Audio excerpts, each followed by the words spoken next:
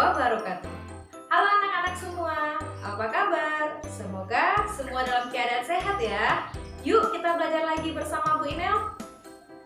Karena kita semua masih dalam keadaan COVID-19, jadi Ananda semua jangan lupa untuk selalu mematuhi protokol kesehatan dengan tetap menggunakan masker, mencuci tangan, dan menjaga jarak. Pada pertemuan sebelumnya, kita sudah belajar tentang globalisasi. Nah, pada pertemuan kali ini, kita akan belajar tema 5, subtema 1, pembelajaran 1. Adapun tujuan pembelajaran kita kali ini adalah 1. Mengidentifikasi posisi dan peran Indonesia di bidang ekonomi dalam lingkup ASEAN. 2. Membedakan macam-macam magnet secara benar. 3. Mengidentifikasi berbagai jenis teks formulir. Tahukah kamu bahwa Indonesia memiliki peran penting dalam perekonomian negara-negara ASEAN?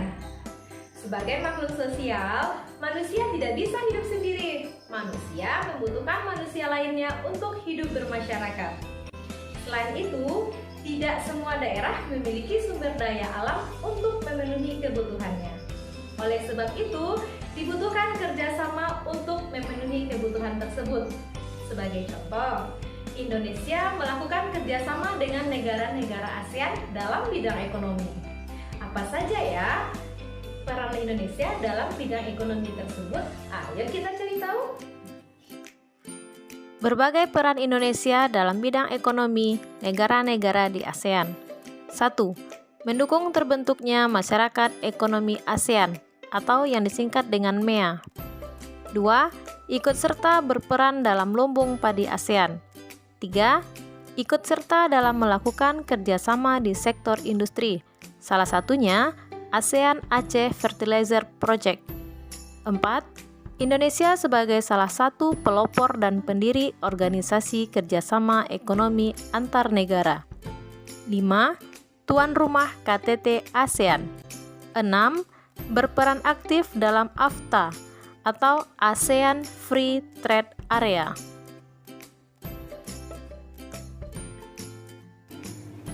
Perhatikan teks berikut. Jawablah pertanyaan berikut. Setelah kamu memahami peran Indonesia dalam bidang ekonomi, kerjakanlah peta pikiran berikut dalam buku tulismu. Dalam pameran negara-negara ASEAN, terdapat cenderamata yang terbuat dari magnet. Biasanya dapat menempel pada permukaan yang terbuat dari besi. Contohnya, pintu lemari es. Perhatikan gambar berikut. Ini adalah contoh beberapa cenderamata yang terbuat dari magnet. Apa itu magnet? Magnet adalah sebuah benda yang terbuat dari besi dan baja yang dapat menarik benda-benda yang terbuat dari bahan tertentu. Apa saja macam-macam magnet?